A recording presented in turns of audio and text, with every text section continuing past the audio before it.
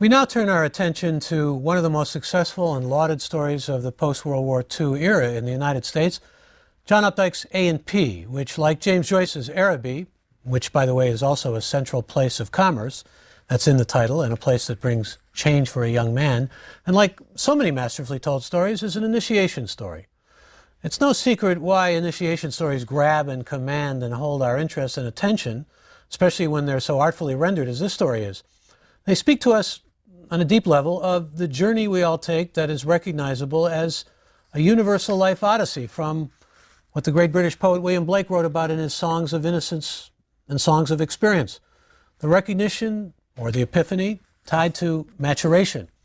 It's often painful, but nevertheless is an awakening to the realities of life, to what Blake called in his poem The Tiger, life's fearful symmetry. A tiger is out there, it's ferocious and menacing, and it awaits all of us, as it does, for example, you may recall in Sonny's Blues, specifically called The Tiger. A&P is a rites of passage or generation gap story, like Sonny's Blues, but it's also a story of class differences set in modern New England and written by one of America's leading fiction writers. John Updike is also a most prolific and award-winning writer of fiction, of novels, as well as short stories, and of poetry, essays, reviews, memoir, an opera, and a libretto. He wrote his first story at the age of 8 and published his most famous and popular and anthologized story, A&P, in The New Yorker, soon after his summa cum laude graduation from Harvard. He is one of those writers who's become very strongly identified with The New Yorker. Updike's personal history is relevant to the story. He was from a small town in Pennsylvania. Sammy, the A&P protagonist, is from a small town north of Boston, and like Updike, from a family of modest means. Updike's father was a junior high school teacher, and both Sammy and Updike are from a working class milieu. Like his adolescent character, Updike has long been identified as an author with a highly eroticized imagination. This story concerns Sammy's reaction to a trio of young women wearing only bathing suits who enter the supermarket where he works as a checkout boy. The girls saunter in. They make quite an impression on this young man and his co-worker, whose name is Stokesy, and both young men are smitten, while others in the supermarket are affected as well by the sight of something so unexpected and rare in this setting: visible female flesh. The three are eyed rather suspiciously by the women who are making their way with their shopping carts through the maze-like traffic in the store. Sammy bitingly calls these women sheep and house slaves. The three who come into the store are also sized up as meat by old McMahon, the store's butcher. And finally, they're scolded and embarrassed and made to feel indecent by Lengle, the store manager, who upbraids them for not dressing decently. All of this serves as a catalyst for Sammy to act like a would-be Galahad, to quit his job and walk out in protest from the store with a dramatic flourish, only to realize that his quitting his job has not even crossed the threshold of the attention of any of the girls, including the one whom he is most drawn to, whom he has dubbed Queenie. That's the essential story, coming of age or move from innocence into the world of experience. But the uniqueness and strength of this story, as well as its popularity and the high praise it has received, all rest in the extraordinary facility with which Updike, like J.D. Salinger, manages, in his famous character Holden Caulfield in The Catcher in the Rye, to make us hear Sammy's voice and to accept it as authentic. Salinger, by the way, was a New Yorker protege over a decade before Updike and produced 13 short stories. But there's a difference in this story, where The Catcher in the Rye takes Holden Caulfield into a kind of pathology and mental disturbance. Sammy walks out and pretty much embarks on a different phase of his life and has gone through an experience which will shape his character and shape the rest of his life. He's a pretty ordinary kid for the most part. In fact, there are many things about him that are dislikable, but there are many also that are quite likable. It's a rounded character who Updike presents for us. When he finally hears Queenie, the character he calls Queenie, talk, he tells us that he slides down her voice into her living room and pictures vividly what her better class than his working class parents might look like. Updike's genius is allowing us to slide down Sammy's voice and imagine a real, live, complicated but highly imaginative, libidinous young boy on the threshold of manhood. Hear this voice. In walks these three girls in nothing but bathing suits. I'm in the third checkout slot with my back to the door, so I don't see them until they're over by the bread. The one that caught my eye first was the one in the plaid green two-piece. She was a chunky kid with a good tan and a sweet, broad, soft-looking can with those two crescents of white just under it, where the sun never seems to hit, at the top of the backs of her legs. I stood there with my hand on a box of hi-ho crackers trying to remember if I rang it up or not. I ring it up again and the customer starts giving me hell. She's one of these cash register watchers, a witch about 50 with rouge on her cheekbones and no eyebrows, and I know it made her day to trip me up. She'd been watching cash registers for 50 years and probably never seen a mistake before. Well, you get a lot of attitude in that, but you also get these splendid details like hand on the hi-ho crackers, forgetting to ring up the register. In other words, he's very taken by what he sees here, and he's also quite mindful and conscious of, well, making fun of the people who come into the store, the house slaves, as he later calls them, the women. And this doesn't necessarily endear him to us. In fact, he talks about them as witches and says that they might have been burned at the stake if they were alive in Salem a few hundred years before that. But it's a kid copying an attitude, and it's an attitude that I think we're pretty understandable toward. We recognize as a part of maybe growing pains of adolescence. The young girls who enter the A&P in their bathing suits affect Sammy. They also affect his 22-year-old fellow employee, Stokesy. And it's important to mention that Stokesy is older, but also unlike Sammy, who's unshackled and free to walk off the job at the end, Stokesy is married with two kids. Two babies chalked up on his fuselage, Sammy informs us. As the diminutivized name Sammy suggests, Sammy's a boy. He's got a job because his parents have a friendship with the manager, Lengel, whose name intimates a kind of harshness, almost like the word mangle. Told you, don't necessarily put too much emphasis on names, but nevertheless, Lengel sounds pretty heavy. Sammy is a boy dressed in the apron and bow tie uniform of the A&P checker who is still tied to his mother's apron strings. He's wearing a shirt which he tells us that his mother ironed for him to wear the night before. What his action reveals, is emblematic of a transition from boyhood to manhood, a break away from his parents, from their values, and into independence through an action that he tells us is ultimately sad from the point of view of his parents, but not, he says, so sad for him. Images of bathing suits with straps down and key signifiers like naked and bare all represent the erotic effect that the girls have, and especially of Queenie, on both Sammy and Stokesy. There's even an exchange between the two supermarket checkers of a kind of foul swooning. "Oh, Daddy," Stokesy said beside me, "I feel so faint." "Darling," I said, "hold me tight." Yet Sammy also feels compassion for the girls, beginning with their being seen by the butcher who is patting his mouth and looking at them after sizing up their joints. And Sammy feels tenderness toward them. He idolizes them, especially Queenie, and gets angry after Lengel scolds them and indicates to them that they should have left the store, should not have even entered the store. As readers, we understand and we empathize with Sammy's emotions and his impulse to act on what he feels. He needs to follow through on his initial impulsive gesture of quitting his job in protest and walking out, acting in effect like a protector toward the girls in response to Lengel's response to them.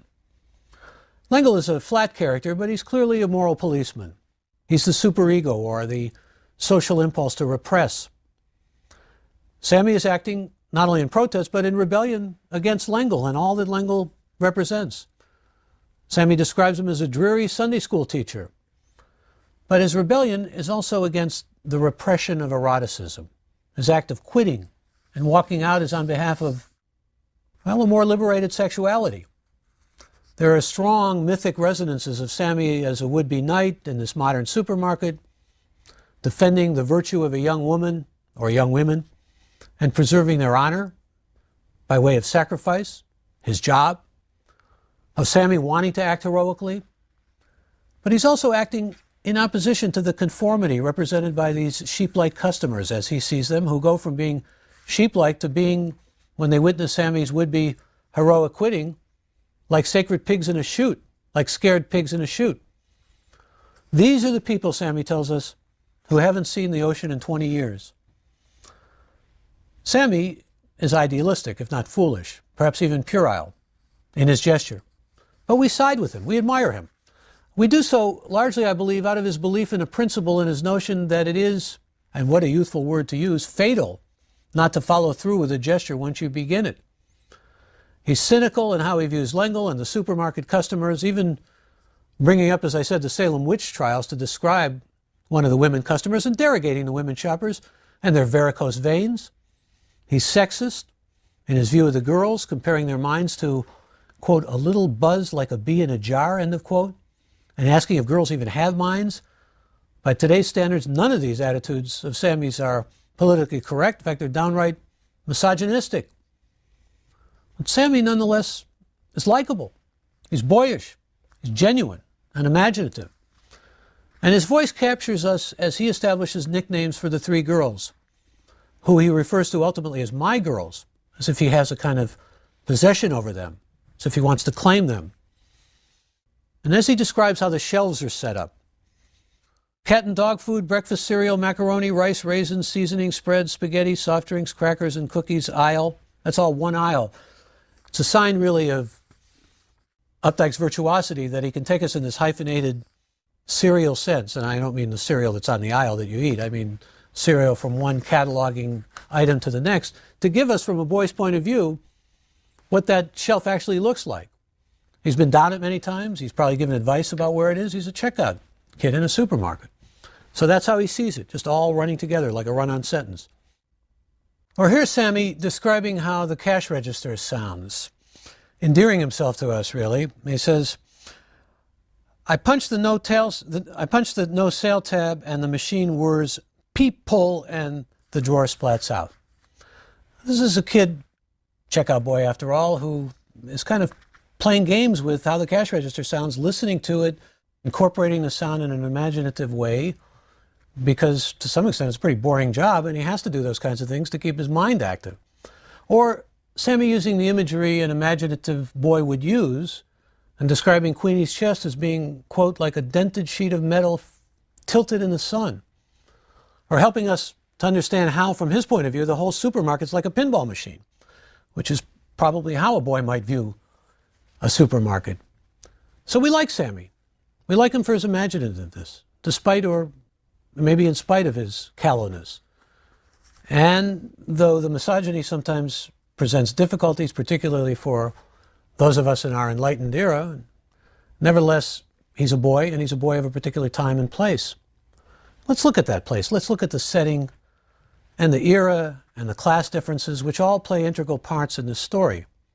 The setting is a New England supermarket as the 1960s dawn, and the time and place are important since there are still vestiges in the Commonwealth of Massachusetts of Puritanism as a new era of liberation begins. And Susan Sontag, the great cultural critic and novelist, made the point that we tend, in the United States at least, to homogenize our decades, to speak about the 60s as if they're one decade.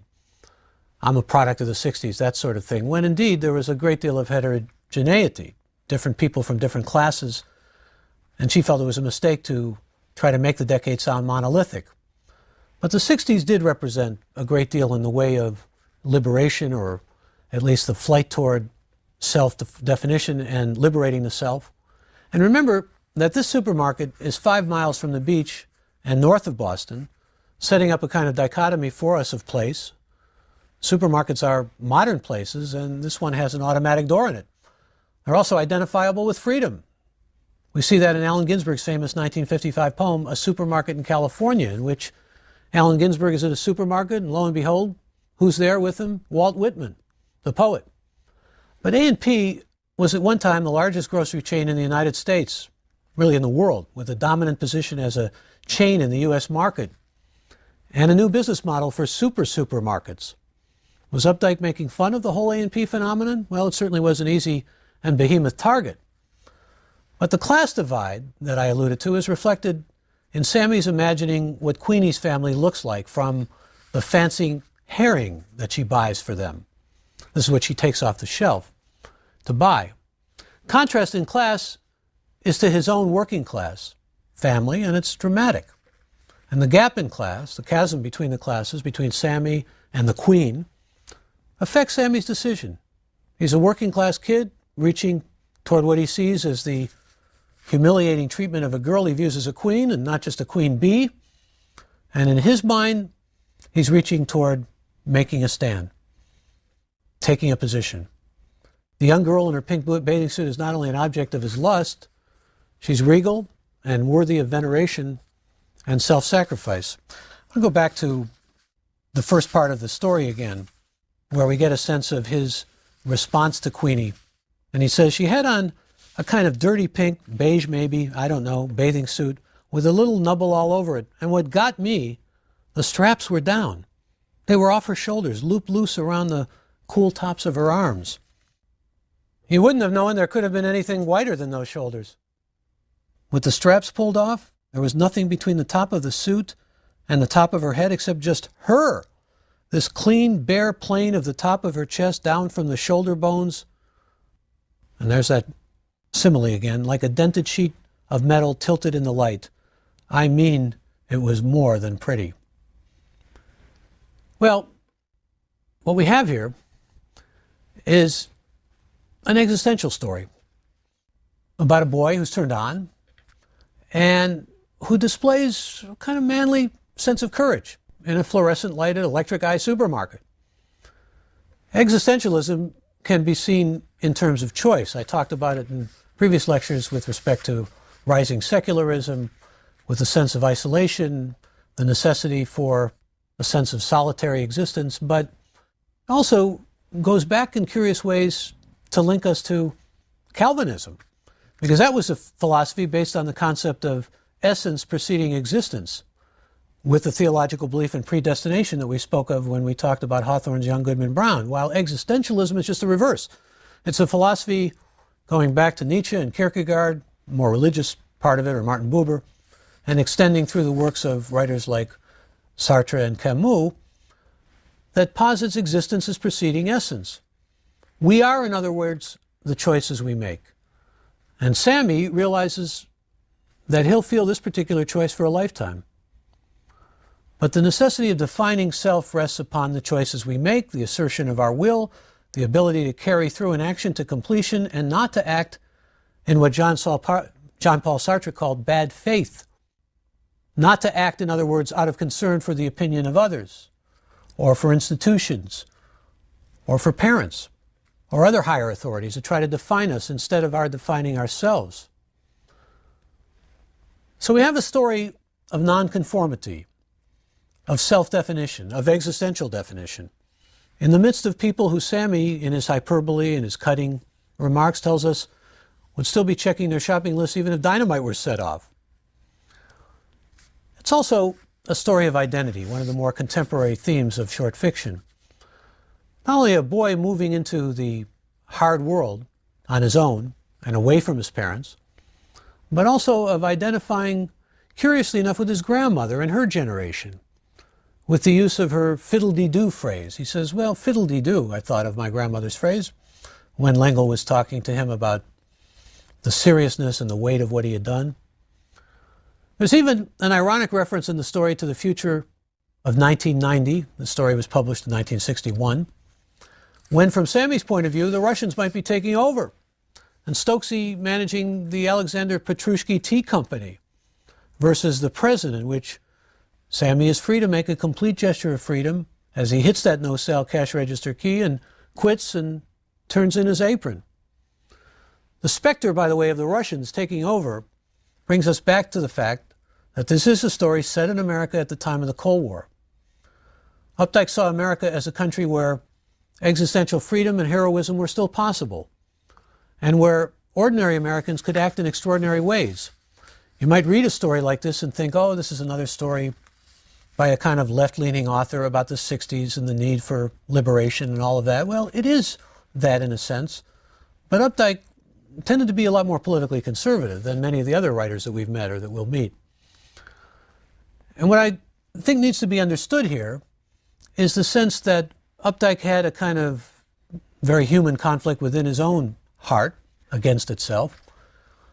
He was in many ways a man who struggled with faith and believed in his Protestant form of religion, was a churchgoer, was a man who struggled with ideas of God in his novels particularly, but who nevertheless felt the pangs of, well, his own sexuality. It comes through in most of his novels.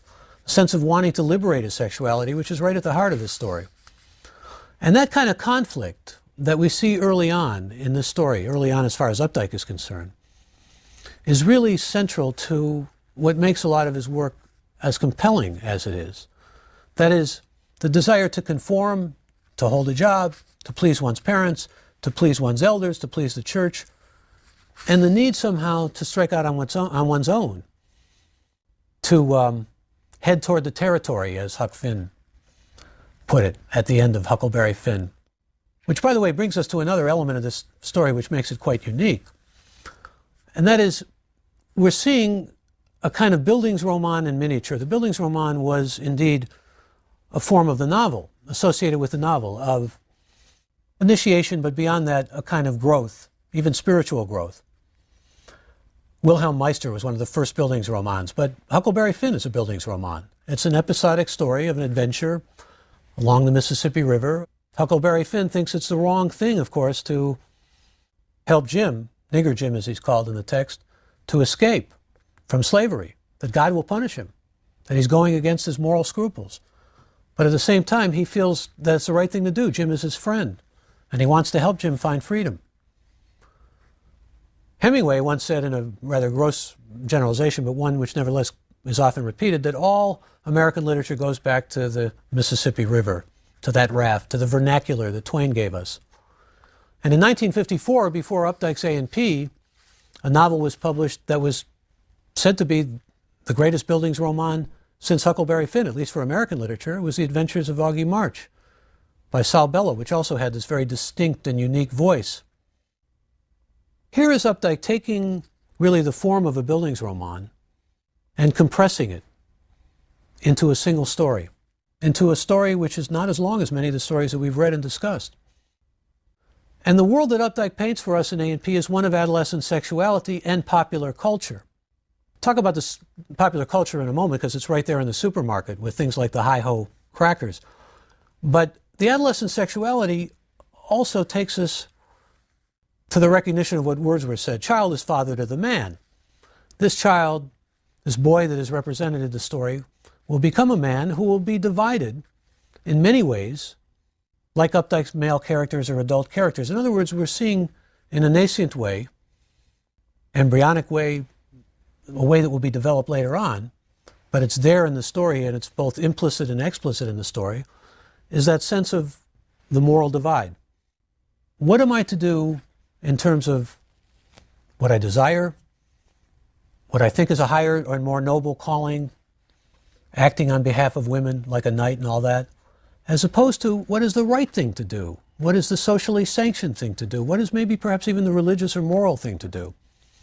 And Updike, though he really struggled with faith and in many ways was a believer, I think probably most of his life, and doubtless still is, even though his mind was assailed by all of modern physics and all of that, which he brings into his work later on as well, entropy and laws of thermodynamics and things which seem to go against really a strong absolute faith, he still, in later novels, is struggling with a belief in God and a belief in following the sanctions of the church and doing the right thing in terms of conformity, and in many cases even championing what would be considered conservative political points of view. Remember that Updike may have been a working class kid, but he wound up very much a suburban, well, often characterized as WASP country club, New Englander.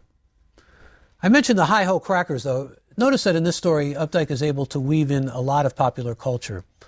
Mention brand names like Kingfish Herring. There is a good deal of that, but we also discover, more importantly, that sense of self-defining action is possible. It may be wrong, it may be a mistake, it may be regretted and rued for the rest of a lifetime, but nevertheless it's possible. And one needs to, it seems, experiment, as this boy does, and that's why we side with him.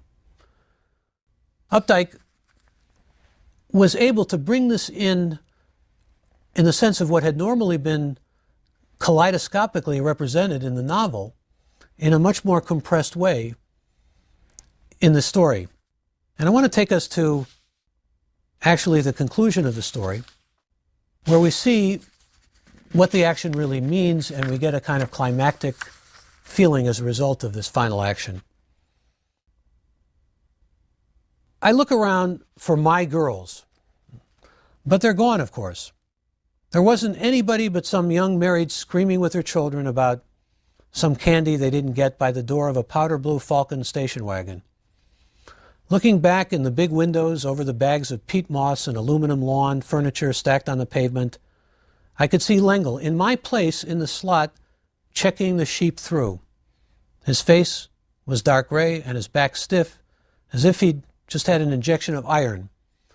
And my stomach kind of fell as I felt how hard the world was going to be to me hereafter. This is really a moment of recognition, of epiphany, of self-definition, all of what I've said, but also of real humanity, of a kind of universal humanity that readers can connect with and link to. That moment when you realize that life is going to be hard, that it's going to be tough, that making decisions that fall on your shoulders as an individual are what makes life tough. And we see in this story not only what makes life tough, but we see Updike giving us that binary between the flesh and the spirit. Much of Updike's work really has that divide, the Rabbit Quartet, where we see his character, Harry Angstrom, Rabbit, struggling with the desires of the flesh and erotic drives, carnal impulses, but also longing for, if not a higher spiritual Christian ground, then certainly something that will anchor him in faith. And as is true of so much of Updike's fiction, we're made aware in A&P of the presence of the town church, a congregational church. The last phrase in A&P is significant there. How hard the world was going to be to me hereafter suggests, with the use of the word hereafter, a kind of punishment for poor Sammy, a bringing in of the theological and the possibility, even the likelihood of a reckoning in the life after. Though the emphasis in this story is clearly on the grown-up world of experience that Sammy must enter, a world that awaits him out in the sunshine-filled parking lot, that world of screaming children and station wagons and lawn furniture. So what makes this story a masterpiece is not only what we see of Updike bringing in a compressed way what was in the novel, and very different than Salinger in its way because we have a very ordinary life, but establishing strong motifs and capturing a youthful and genuine, sustained, highly imaginative voice like Salinger did, but also vigorously representing the formation of a boy's identity, not as he goes off into pathology, but as he becomes a man. And the lively and vital animated quality of the narration. And then there's also Updike's sheer virtuosity, the clever pacing, the innovative use of language, especially in Sammy's colloquial use of the vernacular. The story lifts us emotionally. It's easy for us to identify with. Despite the misogyny, and I don't mean to go light with it, which should be seen, however, in the context of a boy's immaturity and the time it was written, it's a story that captures the inner working of a boy in transition to maturity and manhood. And it is precisely that phase of being between those stages of life and moving on into another life sphere through will and action that captures readers and stays with them. Aside from being reminiscent of Hawthorne's famous initiation story of young Goodman Brown with the Puritan associations in the story, it's easy to see connections to other stories of initiation we have focused on before. The young love-driven boy in James Joyce's Araby, the young man in Isaac Babel's My First Goose, Laura in Catherine Mansfield's The Garden Party, and Nick Adams in Ernest Hemingway's The Killers. However, Sammy's voice is sui generis. It's original in its contemporaneity, and it rings true tones out about the vexing stage of life called adolescence. Unlike Laura in Mansfield's story or Nick in Hemingway's, Sammy makes the choice of a clean exit. He's even self-aware of it being a clean exit. And what he realizes is real life, the drama of his life, and the choice he has made to exit from one stage and enter into another. Nick decided to leave after encountering Ole Anderson, and Sammy's decision is not fraught with death like Laura's experience or Nick's by the shadow of death. We see our own youthful choices mirrored. Ordinary rather than death-induced choices, choices for better or worse that have moved us into the hard world of adulthood, a place difficult for every one of us, and one often tempered by the wisdom of self-knowledge. So we move on to another story of self-knowledge and identity and a different form of initiation. As a new, more global and cross-cultural era begins to take shape and the canon changes to include more ethnic and women's voices of diversity, we see storytellers emerge like Maxine Hong Kingston, author of a collection of semi-autobiographic tales called The Woman Warrior. She presents us with an initiation story which comes from a story her young Chinese-American protagonist, Little Dog, is told by her mother so that it crosses continents, and she crosses the Rubicon of menstruation into young womanhood. It's the story of her aunt, her father's sister, and what occurred years before in China that caused that aunt to be erased from the family's history and from memory.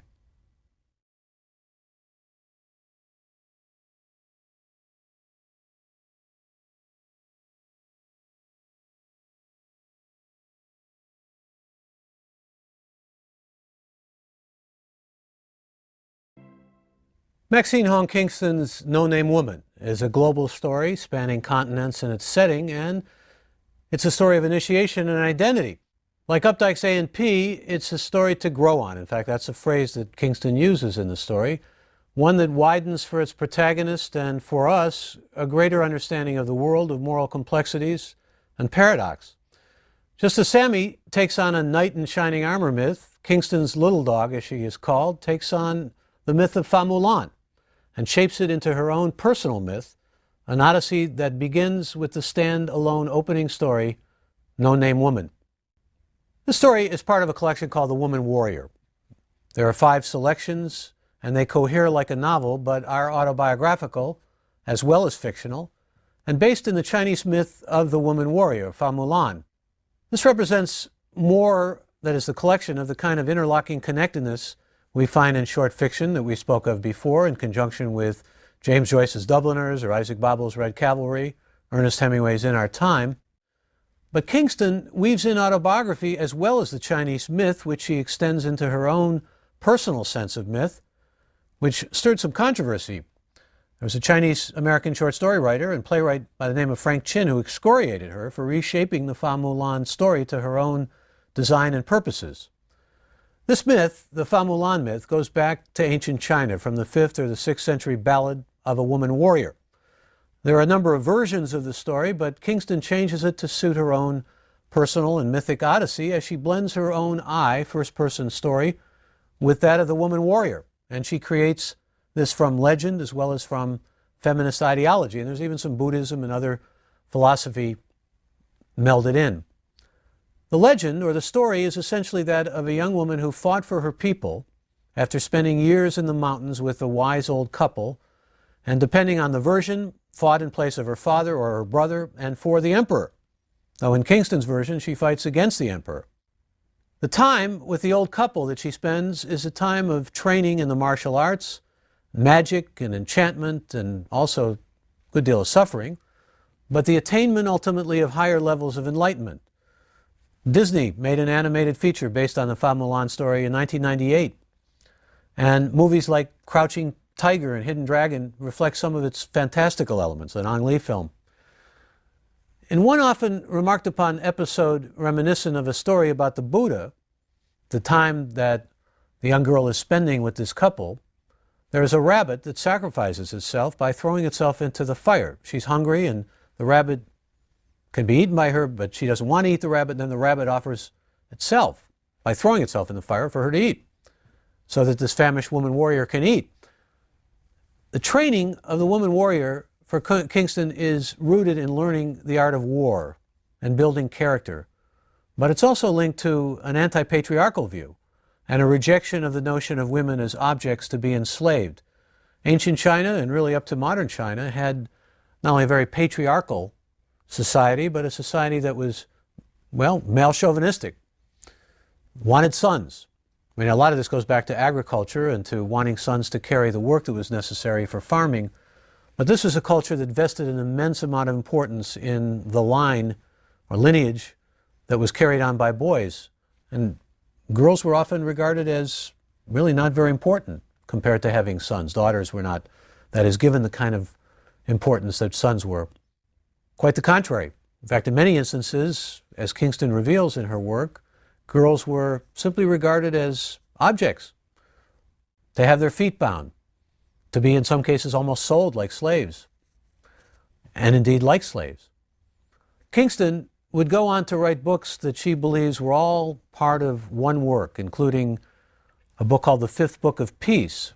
She had written a book called The Fourth Book of Peace, which was destroyed in a fire in her home in the Oakland Hills. It was the only manuscript she had.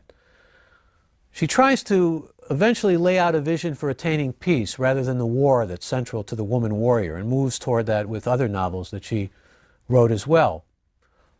But this book, which, as I said, has the unity of a novel, is certainly her most powerful work. She wanted to write a fiction, in other words, of peace. And it's, I suppose, ironic, you could say, that the fiction that has to do with warriors and with war has been much more compelling.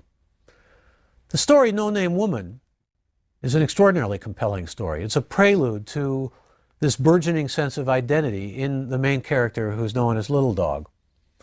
And it plants us right in the nexus of old world Chinese traditions and the formation also of identity in a young Chinese American girl who's being told a secret story by her mother, a story she can't even let on to her father being made privy to, and one which her mother tells her she must never tell.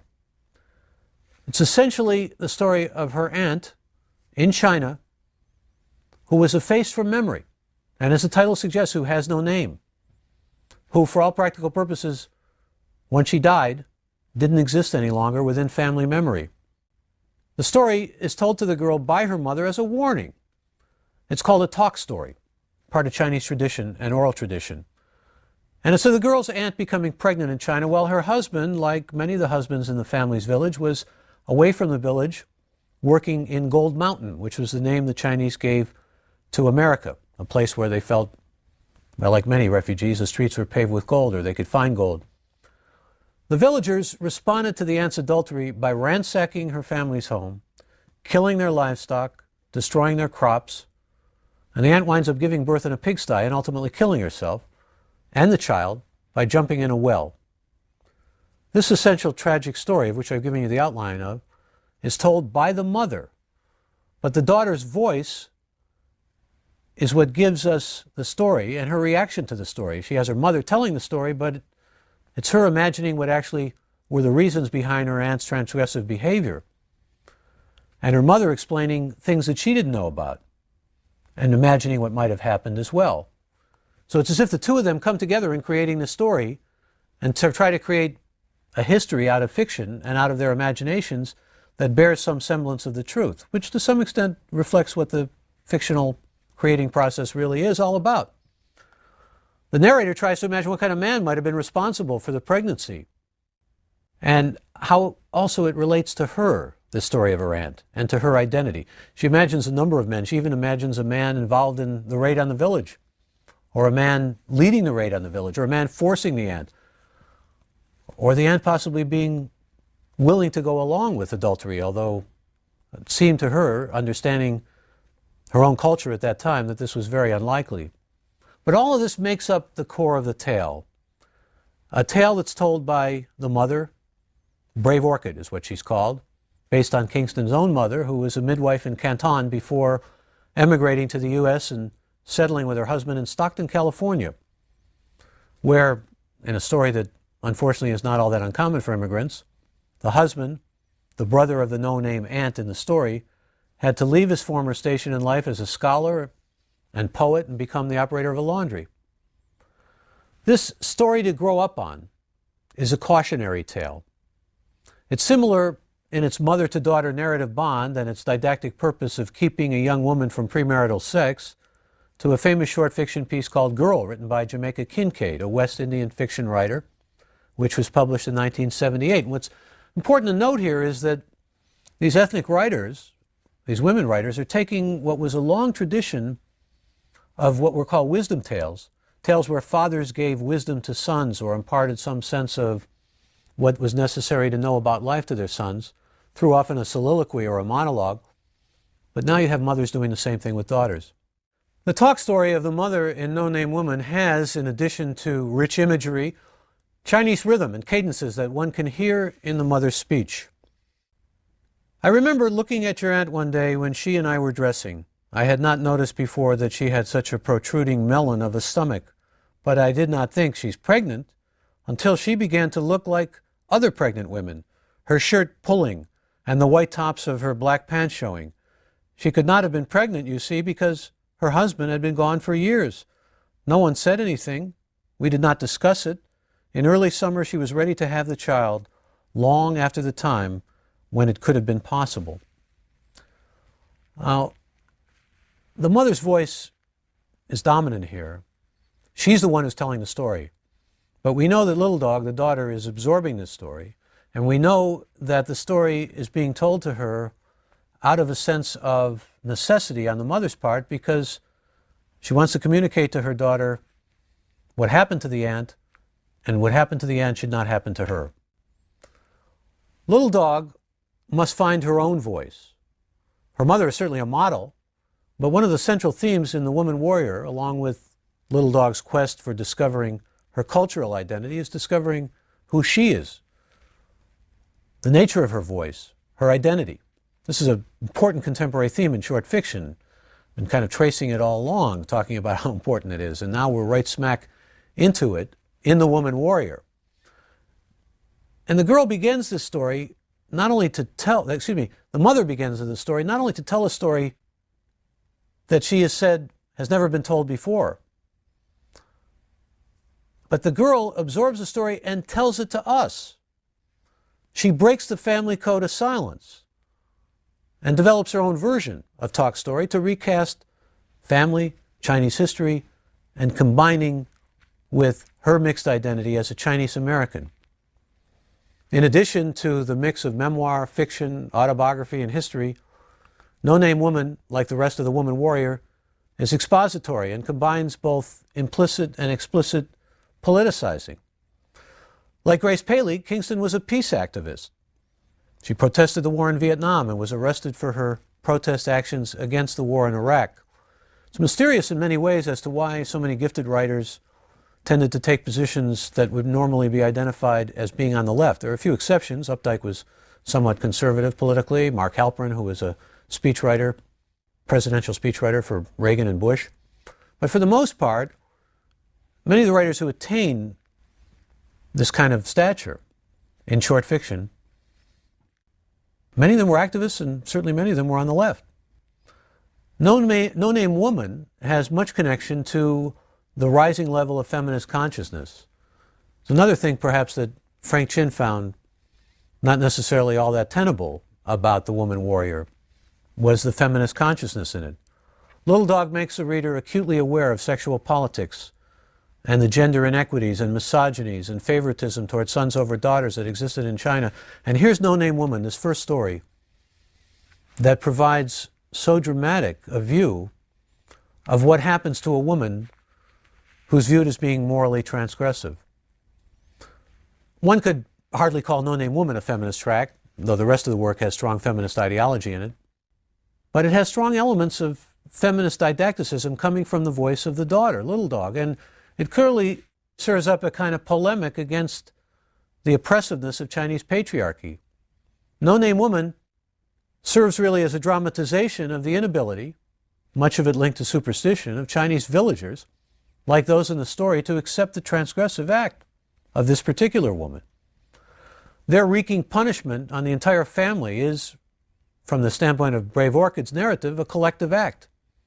The village had also been counting, she says, of the no-name aunt's pregnancy. And her mother warns Little Dog the villagers are watchful as she stresses to her daughter the real reason for this talk story: don't humiliate us. The villagers in this story represent one mind, like the sheep in the supermarket in Updike's A&P, or like the town people in Shirley Jackson's The Lottery. And what they want, we're told, is roundness. They want conformity that doesn't allow for self-expression, especially female self-expression, and that's where the didacticism comes into the story. The narrator's story and her identity as a woman are inextricably linked to the story of her no-name aunt.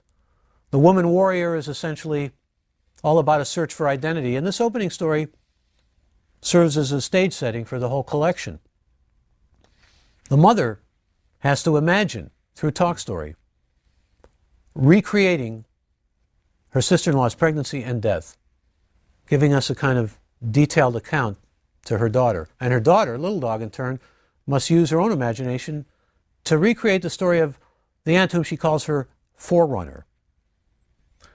And she decides that she too is complicit in keeping her aunt's story concealed, and concludes that unless she sees her aunt's life connecting to her own life, her aunt can give her what she calls no ancestral help.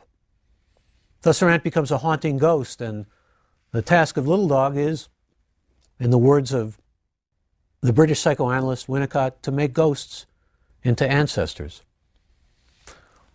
But it's also, of course, to find her own identity. The story we're talking about with the aunt takes place in 1924 in China, whereas the story we're being told is much more post-World War II in California. And it's told to the girl narrator just as she's beginning to menstruate. Menstruation obviously means that she too can have a child, and that's why her mother chooses that particular time to tell her this story. Feels that in spite of it going against her husband's wishes, in spite of the fact that her sister-in-law has no longer existed and been effaced from memory, she needs to tell her daughter that story. There's tension for the narrator resting on what to do with the skeletal facts of the story that she's told, how to absorb it into her own identity, how, in other words, can she merge Chinese tradition with America and what she calls its movie culture. That movie culture has to do, as you might imagine, with screen stars and with reading magazines like Screen Gems and with identifying with the movie stars that make up, well, our proud Babylon, the poet Carl Shapiro called Hollywood, or that Sargasso's Sea of Dreams, to quote the American novelist Nathaniel West about Hollywood. It's as if Hollywood is making American dreams about what female and feminine mean, and here's her mother telling her something really quite contradictory to that. How does she blend these? How does she bring these together? How does she synthesize them? This is, after all, a story about transgression and punishment that the narrator must make sense of in her own way and understand and interpret. And so she becomes imaginatively collaborative in the story of her aunt and understanding what occurred to her aunt. But we also are drawn in as readers, are part of the process. We become collaborative too, in terms of the meaning of the story, in terms of many of the mysteries that are not accounted for in the story. How the story is told, but even more so how it's interpreted. So, the aunt's story. Her husband went off to Gold Mountain. He was gone for a year before she became pregnant. And what happens as a result of her pregnancy is the villagers with white masks raid the aunt's family, pillage, they kill animals, they smear blood, they destroy and deface property. And of course, the aunt is essentially erased. Her own brother, the narrator's father, has done this. So the narrator is not only hearing the story, she's discovering an aunt she never knew of. And she's compelled to engage her own imagination in the construction of who this aunt was, to give her life, to give her what fiction ultimately tries to do, what our imaginations try to do through the reading of fiction, that is provide characters who cast real shadows. She has to make somehow a living creature of her aunt. The narrator, as I suggested before, concludes that adultery was probably an extravagance, that women in China of a half century before wouldn't be able to choose for themselves. And she has all of these imaginative notions about the man who impregnated her aunt. Did he order her and she obeyed as a good Chinese woman dutifully would do? What kind of man was he? The narrator can't imagine her aunt having freedom with her own sexuality, yet she imaginatively hopes that this man may have been loved by her aunt. Maybe he wasn't just a TNA man. We see a whole dialectic going on in the narrator's own mind, not only about who her aunt was and what her aunt's motives were, but also of this phantom lover, what his motives were. She assumes that the aunt never divulged his name, the name of the man who got her pregnant, and that the villagers were acting out of lean times when food was scarce.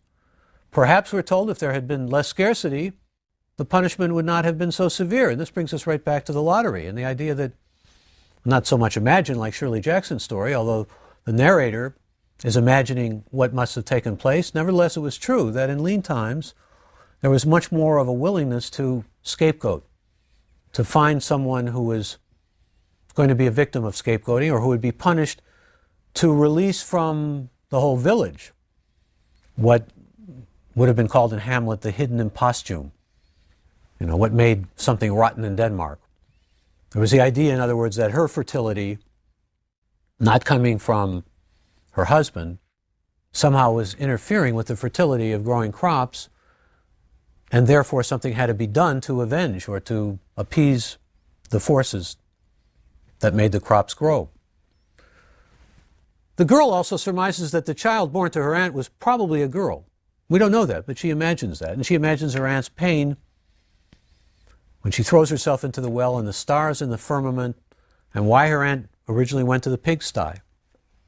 So the narrator has a very integral stake in this story. She's trying to grow up. She's trying to grow up to make herself American feminine, as she calls it, to think about how her aunt can serve her as a forerunner. She doesn't succeed in making her aunt her forerunner.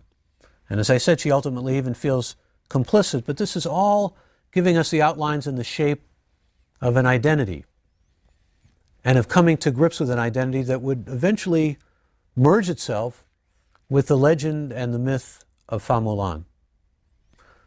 The narrator reconstructs the story of a half-century of neglect as it was told to her 20 years before by her mother, and includes memories of her mother threading her and her sister's hairs into a bun with a depilatory string, telling them they were lucky not to have had their feet bound at age 7, as Chinese girls were traditionally had done to them.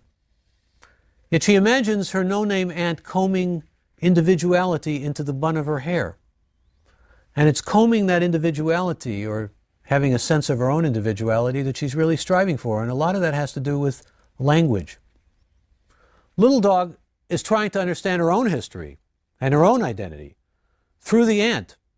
And she recalls other odd facts from her personal history, such as her father trading for a girl and her lunatic grandfather putting his penis on the table. All sorts of things converge in her memory that will lead her toward, we assume, greater understanding of self.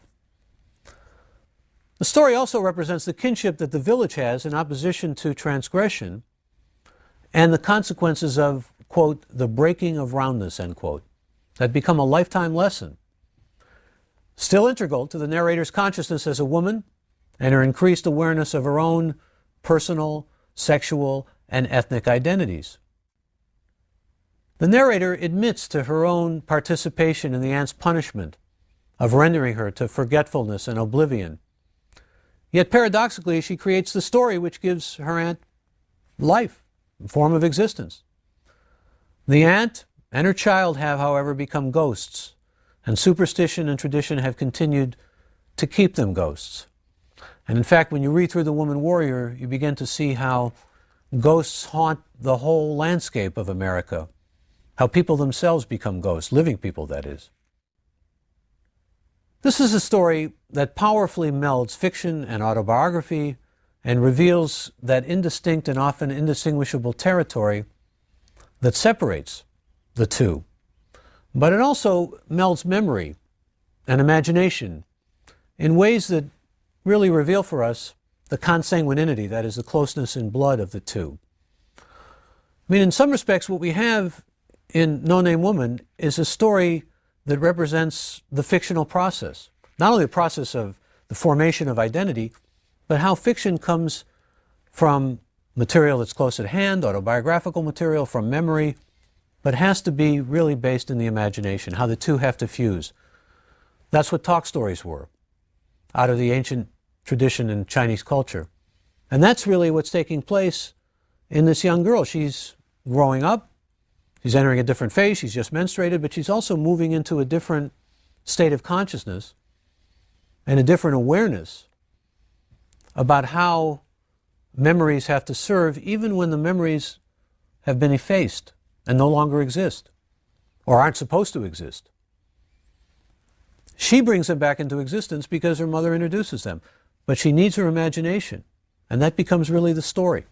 The story is remarkably evocative. Not only, by the way, evocative of a China of the distant past, which also has to be imagined by this girl, because she's American Chinese. She's grown up certainly using the Chinese language and being exposed to so many Chinese cultural things, but the distant past, 1920s, that she has to imagine. That takes a fictional imagination. But it's also a world that Kingston's portraying for us in which feminist consciousness and multicultural identity are breaking through. Kingston is quite able, through the distinctive voices of the mother and daughter in the story, to break some of the long-held stereotypes about the Chinese that are the legacy of post-colonialism, and to establish a cultural identity that would flower in some brilliant short fiction work of writers like Amy Tan, Jade Snow Wong, and Gish Jen, who were all strongly influenced by Kingston, and who all have written about mother-daughter relationships and the search for individual identity through cultural and feminist portals. Kingston is now a professor emeritus, was for many years a professor at the University of California, Berkeley, and she was awarded the National Humanities Medal by President Clinton in 1997. The narrator in this story creates a personal and collective history that has strong autobiographical elements in it, but that ultimately links to her ethnic identity as a Chinese-American woman, but also contributes in no small measure to the host of cross-cultural fiction writing that began to proliferate and to the rising significance of cross-cultural fiction. Now remember that although this is unmistakably autobiography, and it's hard in many instances to separate Brave Orchid and Little Dog from Maxine Hong Kingston's mother and Maxine Hong Kingston, nevertheless what's striking is the fact that she creates these characters, she creates these personas, as we've seen before in fiction. In short fiction, you need to blend often, as many of these writers do, autobiography in such a way that it's structured so that the autobiography becomes what we call fictive. It becomes imaginary. And in fact, you could argue that Kingston is doing something that is really between autobiography and fiction, because that's exactly what I believe it is. And when you get the blend of autobiography and fiction, you can move even into the realm of myth, or you can move into the realm of something quite different that's hybridized. Hybridization, imagination, reality, autobiography, fiction, is also seen in that sense of trying to come to terms with this hybridized identity. How much am I Chinese? Maxine Hong Kingston seems to be saying in this early story of hers in the collection. And how much am I American? How do I mediate between those two sides? Admittedly, I need my imagination to imagine what China's like, ancient China particularly, but even more recent 20th century China 50 years ago. And I can let my imagination roam and capture some of that. But I still feel Chinese. The language makes me Chinese. My parents and the stories they tell, the talk stories they tell, makes me Chinese. All of this, the way I look and see myself in the mirror, but I'm American. And how, again, that film culture that she's bred on, that she identifies with perhaps even more than she does the talk stories, how does she strike the balance or find some kind of synthesis between those two strong pulls to her identity? And they are unequivocally strong in different directions. It becomes a question, really, that we identify with a lot of ethnic writing. And we see it in the more widespread ethnic writing that occurs in this era that has to do especially with hybridized identity. We see it, for example, in the number of Indian American writers, that is, Native American writers, like Sherman Alexis, or Leslie Marmon Silko, or from South India, like Bharati Mukherjee or Jhumpa Lahiri. We see it in a lot of Mexican American writers, like Maria Viramontes and Sandra Cisneros. There's this whole sense of trying to come to grips with ethnic identity, but it takes us back to the origins of the ethnic identity, and it becomes, in some ways, cosmopolitan.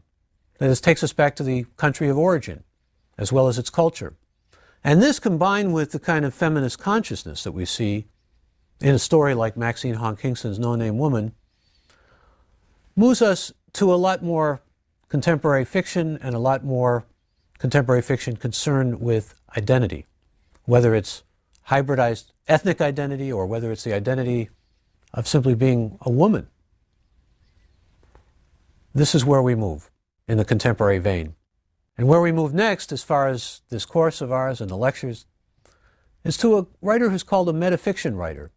Contemporary in her search for identity, contemporary in her feminism, Canadian, and a writer who is also distinguished not only as a short story writer, but also as a novelist. Next, a story called, if you believe in such things, Happy Endings. And the novelist and short story writer, author of Happy Endings, Margaret Atwood.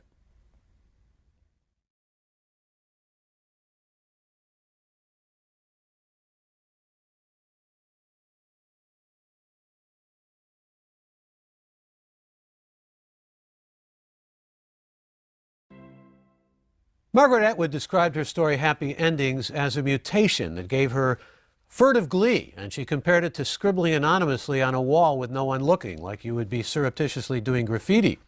Atwood compared writing Happy Endings to finding a white frog, an apt metaphor for her, since at one time she thought she might be a biologist.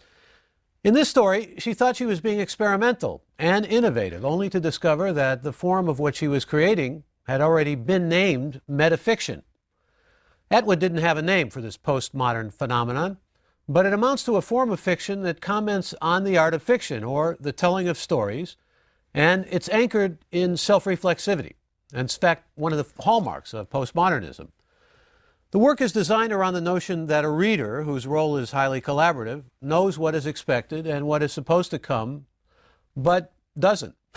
In making the story aware of itself as a story, Atwood is breaking down the traditional third wall that separates the author from the reader, and creating and sustaining a separation between the reader and the text. She breaks that separation down.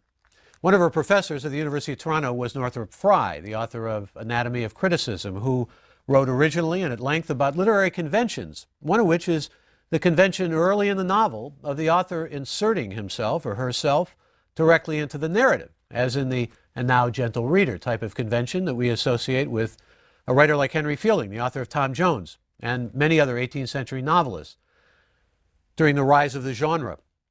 Gogol, you may recall, in the short story, was also aware of making his narrative voice speak directly to the reader, having the narrator comment on what he felt were supposed to be the conventions and his obligations as a storyteller. Atwood inserts her voice into this story and makes us aware that the real point of the story is not so hidden as discourse, all about the nature of storytelling and how stories end and what kind of stories make up the lives that we all lead. Just as Maxine Hong Kingston, in No Name Woman, stretched the boundaries of fiction and melded her tale with autobiography, essay, and myth, Atwood combines a number of different genres that also stretch the fiction boundaries in Happy Endings. She writes about relationships in ways that are fictional, but she does so in a way that defies many literary conventions and stretches beyond the obvious satire and parody to appearing to be like an essay, even a kind of instructor's manual on how to write a short story. She begins with a couple, John and Mary, typical names. They meet, and then she proceeds to give us 6 versions of their relationship with different plots involving the same couple. Some of this is actually quite humorous. The result is a kind of fractured fairy tale of plots in a piece of fiction that includes plot variations without a single plot, and ultimately a reflection of the fact that all plots in life, or the fiction that represents life, lead to the same ending, death. So we begin with John and Mary meet. What happens next? If you want a happy ending, try A. So she says, maybe there is a happy ending, and A is presumably that happy ending. John and Mary fall in love and get married. They both have worthwhile and remunerative jobs, which they find stimulating and challenging. They buy a charming house. Real estate values go up. Eventually, when they can afford live-in help, they have 2 children to whom they are devoted. The children turn out well. John and Mary have a stimulating and challenging sex life and worthwhile friends. They go on fun vacations together. They retire. They both have hobbies which they find stimulating and challenging. Eventually they die. This is the end of the story. That's a happy ending if you want a happy ending. words that seem really almost kind of parodic, that is, parodying the sense of what they're supposed to represent, stimulating and challenging. And ultimately, what we have there is a kind of dull story. It doesn't have much action to it, but it's maybe about as good as it gets as far as what we can approximate to happiness or to a happy ending. Still, of course, they die, and that's the point. That's the point of much of this fiction of Atwood's. Happy endings first appeared in 1983 as part of the Canadian collection called Murder in the Dark, and by that time, Margaret Atwood was a well-established, internationally acclaimed writer. She was born in Ottawa, Ontario in 1939 and was the daughter of an entomologist and a dietitian, and was expected by her parents, especially her father, to become a scientist. As I said, it almost seemed like she was tracking toward being a biologist. Instead, she fell in love with literature, and she studied at the University of Toronto, as I said, also at Radcliffe, later taught at a number of universities. And her interest in science continued throughout her life, I should add. It can be seen particularly in a couple of her dystopian novels, The Handmaid's Tale, which was published in 1985, and a novel called Oryx and Crake, published in 2003. Known chiefly as a short story writer and a novelist, she's a recipient as a novelist of the coveted British Booker Prize, as well as a number of Canadian Governor General's awards. And she's published much poetry, essays, literary criticism. Like Grace Paley and Maxine Hong Kingston, she's been a political and social activist, an artist who once defined being an artist as being a guardian of the moral and ethical sense of the community. She's an active environmentalist and feminist, and she was involved for many years in the Writers' Union, Amnesty International, and International PEN, PEN being the organization dedicated to freedom of expression and the freeing of writers who were political prisoners. Though she once described herself as a red Tory, she has been a member of the Green Party. Atwood compared stories to riddles or joke-telling, but Happy Endings is parody. Not even a real story, but a cluster of alternative plot ideas or the raw material for plots, moored in history or in chronology. Much is tongue-in-cheek in Happy Endings, and the writing parodies soap operas or pulp fiction. The story incorporates the movement toward death in the clusters of each of the plots, but also in the final 3 times repeated idea that all stories end in death. Fiction, which is a lie, lies even more about the nature of life if it omits death. Hemingway, in fact, said all stories end in death, which is reinforced in Atwood. That connection between fiction and reality and between life and death, with a recognition of how difficult the middle portion, like the middle portion of a story, can be, unless, well, like in A, which I read, there's flatness, lack of conflict in that dull first version. But that's a happy ending if you want it. The most essential element embedded in Happy Endings is how the author elicits our curiosity and moves the plot forward without there being a distinctive single plot. Addressing the reader directly in the 3rd line, if you want a happy ending, try A. Penetrating the wall that fictional narratives often set up between a reader and the text, serves to make the reader a collaborator in the story's ultimate creation and in its meaning, and highlights how readers can and do make choices in both life and literary art. Short fiction depends on you as a reader, not only for its interpretation, but for the engagement in the story, for the interaction in the story, for how the story affects your imagination. It's being written presumably for a reader. Even if a writer is a closet writer, doesn't expect his work to be published like Kafka supposedly in many instances of his fiction. Nevertheless, there is an implicit audience, there is an implicit engagement of that audience. And this story ridicules and makes fun of the traditional short story form. And like the Rocking Horse winner, it has a fairy tale quality about it, but lampoons the idea that we get from fairy tales that life has happy endings. Death is the ending, the only ending of all stories. But, as Atwood shows, you can have a lot of fun along the way with cleverness and originality. A through F, the letters Atwood uses to separate her plots, are also the grades used by instructors, and this is a story that is set up like a how-to on writing fiction. A through F, multiple choice test. It's almost set up like that as well. The story has, as I said, a kind of how to write a story manual primer feel to it. The first option, A, is written stylistically in a sentimental and flat and cliche-ridden form of language. This is the happy ending, as good as it gets, but no conflict, no color, no unpredictability. That's why I say it's dull.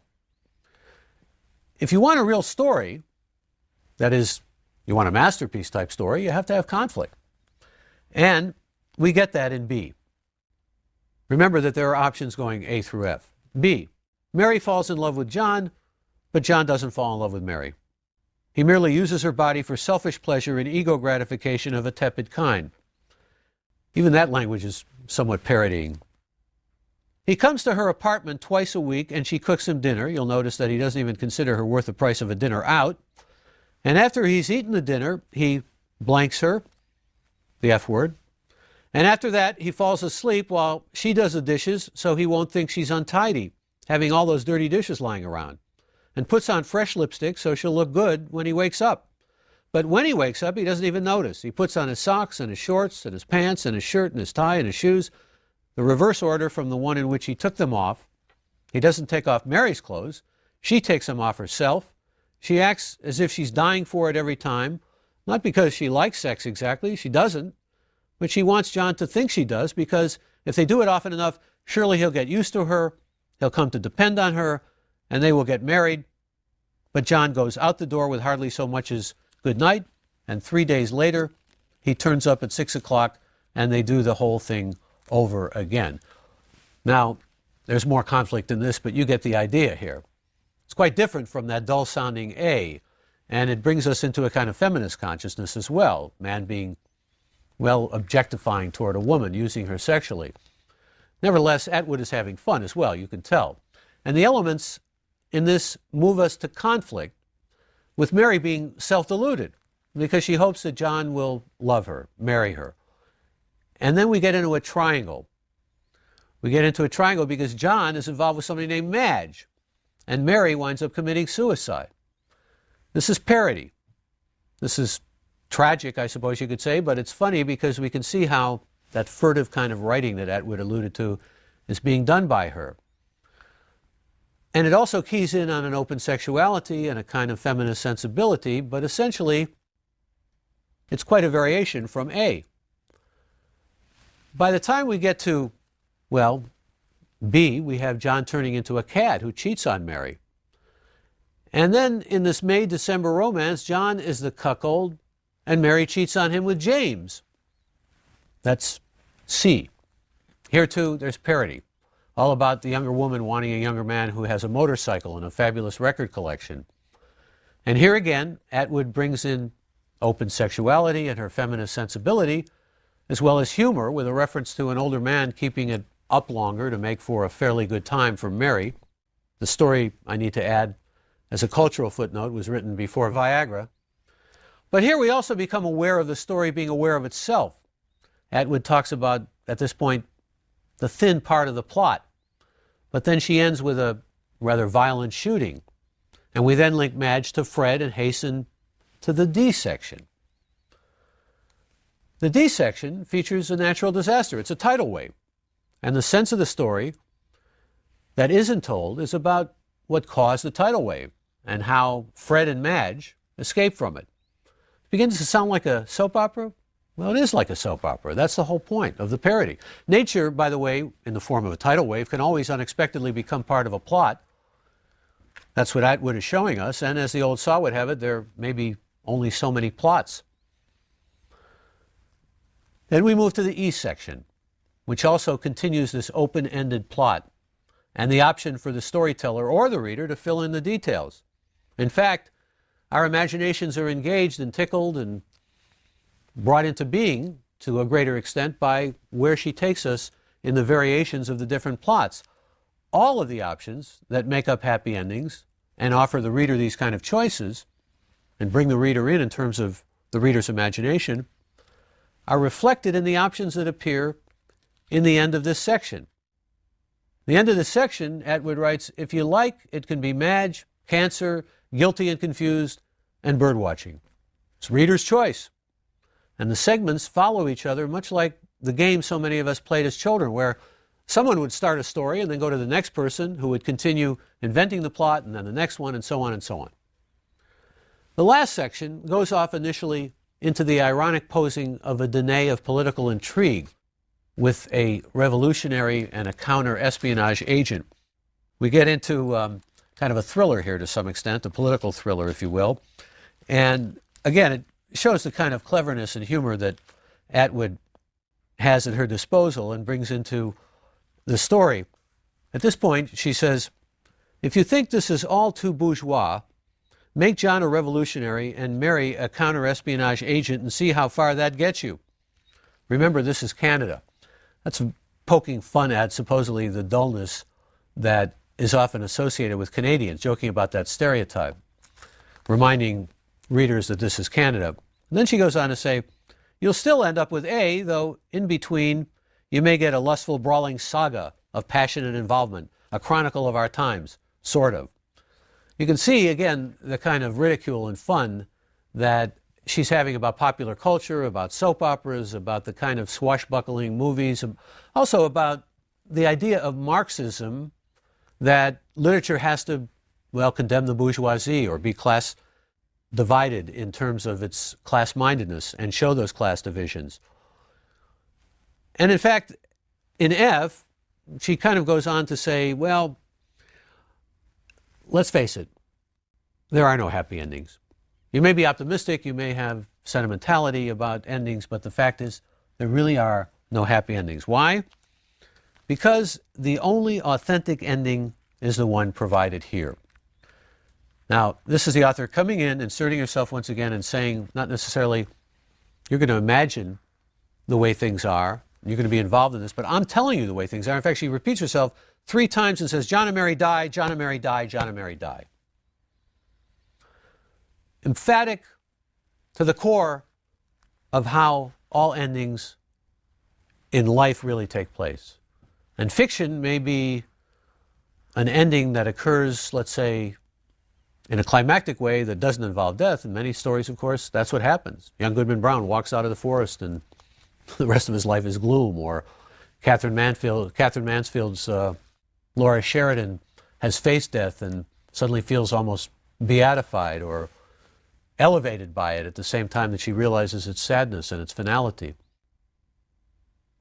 But there is that sense in almost all stories, even when you come to a climax, even when you come to an ending, and we'll see a very uplifting ending in Raymond Carver's Cathedral, there's still the sense that death may be the only ending.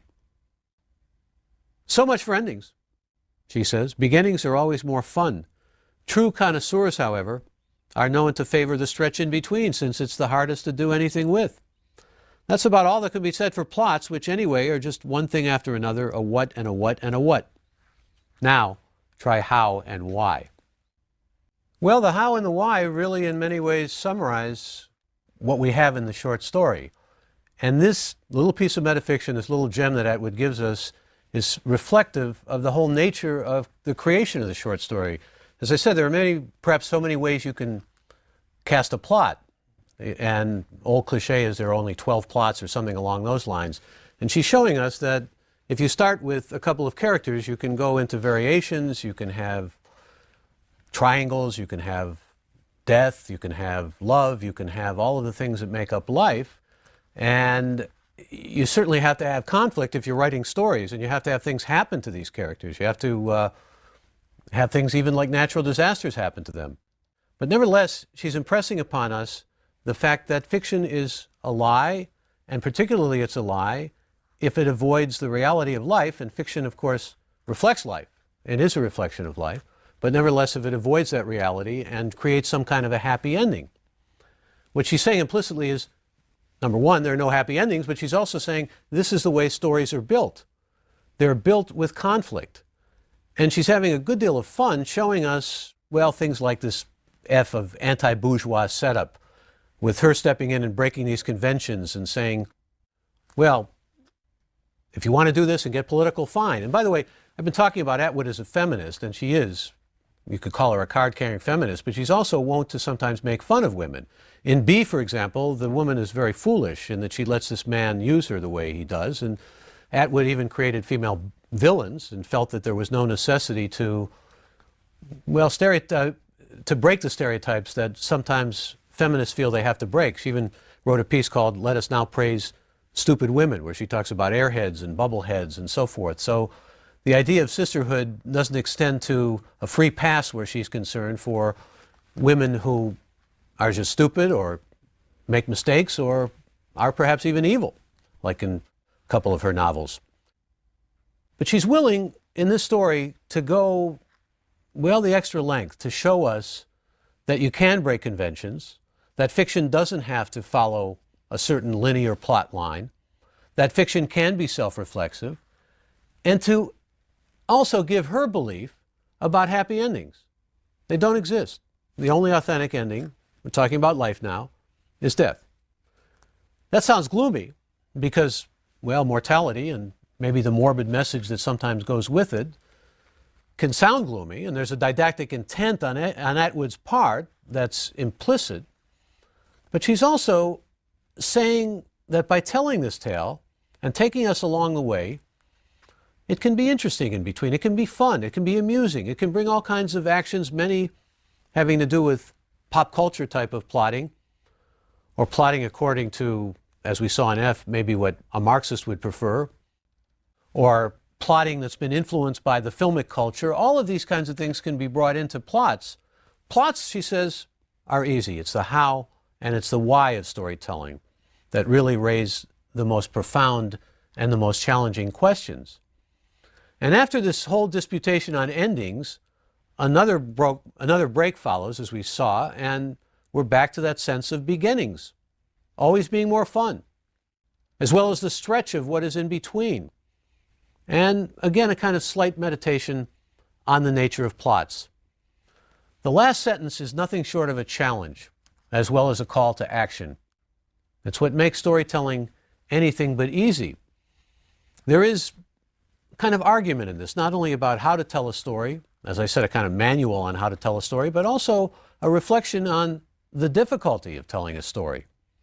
What Atwood is saying as an author and as a storyteller is, it's not easy to tell a story. It's all too easy to fall back on the kind of cliches that she uses in her Metafiction to show us, well, a platitudinous kind of storytelling, a storytelling that does fall back on the mundane and the tired and the kind of pop culture stereotypes that we associate with different kinds of storytelling, especially that we see in those kind of swashbuckling films and the like. But she's also saying something really quite profound about, again, the nature of you, the reader, that you play an integral and significant role in creating what the story means, in giving the story meaning. The story can be like a Rorschach. You can look at a story and you can see many things, many shards of meaning. We've seen that all throughout this course. So to a great extent, what a reader absorbs from the story and what a reader gleans from the story and the meaning that a reader interprets and the interaction of the reader's imagination with the storyteller's imagination is the creation of a story. This story is really quite clever. It's parody, but it's also masterful in the shift from one style mode and tone to another, which I believe Atwood does with ease and she does with fluidity. It's also a story that can engage us and does try to bring us in terms of our imagination, make us collaborative, and yet we get dissociated as readers also, because there are these summary narratives that are described, and then it's like a kind of Brechtian lesson on dissociation. Bertolt Brecht was a great German playwright who believed that drama should distance a reader or a theater goer so that he or she can learn from the drama that's taking place and get a kind of instruction or significant lesson. Well, you could say that Atwood is doing this related to feminist thinking, the nature of relationships, the art of storytelling, the creation of fiction, and the writing process. Brecht had a conception of theater that it ought to, and this is a pretty rough translation from the German, alienate the theater goer from the action of the play, so that the important lesson relevant to revolutionary consciousness could be gleaned. And when Atwood writes about, well, you want to make it revolutionary, you want to criticize the bourgeois, then go off on this, even though it's Canada. Brecht often, by the way, did not succeed in his intention because his characters took on a life that evoked sympathy and a life of their own. But Atwood brings in revolutionary ideas as a possible plot twist in F, for those who might want the story to have more didactic socialist elements that writers like Brecht were striving for. But she turns that too into parody, and then she turns to the inescapable realism, once again, of death as the only real ending. This is a story which is delightful in many ways, despite the seriousness of the message, despite the message not only being serious in what it's saying about death, but the seriousness with which it approaches or broaches the whole nature of fiction and what fiction is and how fiction serves and how plots are made, beginnings and ends, what's more interesting, what's more engaging, what really is behind the creation or the mechanics, the kind of nuts and bolts of making up a story. So the medium is the message here. The story itself furnishes us a good deal of that, at the same time that it follows along a line that really doesn't have a plot, but shows us so many plots. It also demonstrates for us the lines between life and fiction, but also the line between life and death. It's a kind of testament about the finality, the inevitability of death, but allows for, as I've said, this unmistakable cleverness, humor, fun, pure invention, including even a kind of inventiveness which parodies invention. I mean, think about it. This is a story about storytelling, but it's also about how we invent stories. And we invent stories sometimes in pretty mundane and cliche-ridden ways, is precisely her point. There are, well, what George Orwell called prefabricated hen houses to storytelling, just like there are to the English language, which he was writing about in the Politics in the English Language, his famous essay about political usage and how trite it can be. And she's showing to a great extent how trite stories can be. Happy Endings is an entertaining and innovative work of fiction, but it also reveals to us much about the nature of fiction. There was a whole spate of metafiction that came out before Atwood and came out after Atwood. In fact, it was almost a phase of writers trying to, maybe even to some extent, out-clever each other. But ultimately, what metafiction does is it brings us into the world of fiction itself, how it's created, how it needs to be authentic and real, and the ways in which it can entertain and engage us and really reflect on our lives and make us reflect on our lives. There is, in Atwood's story, a whole lesson, a whole discourse really, about storytelling. And early on, I quoted Horace, the ancient Roman, as saying, literature has to be engaging, it has to be entertaining, it has to be pleasurable and fun, and it also should be instructive. Atwood gives us both. She makes it instructive, certainly, about storytelling, about mortality, about plots, but also about life. And you come away from the story not necessarily depressed by the sense that there are no happy endings. I think you come away from the story having been entertained and having been engaged and having been really involved in plots that seem all too recognizable, but nevertheless somehow engage us because of the originality with which he takes these maybe not so original plots and shows us their non-originality. It's a testament, it seems to me, to Atwood's success as a storyteller that she can do this, and that without following a linear plot, but giving us all these options, she can keep our interest, she can keep us sustained in our interest, and can keep us engaged. Our next story is by another internationally acclaimed and famous writer, a Nobel laureate from South Africa named Nadine Gordimer.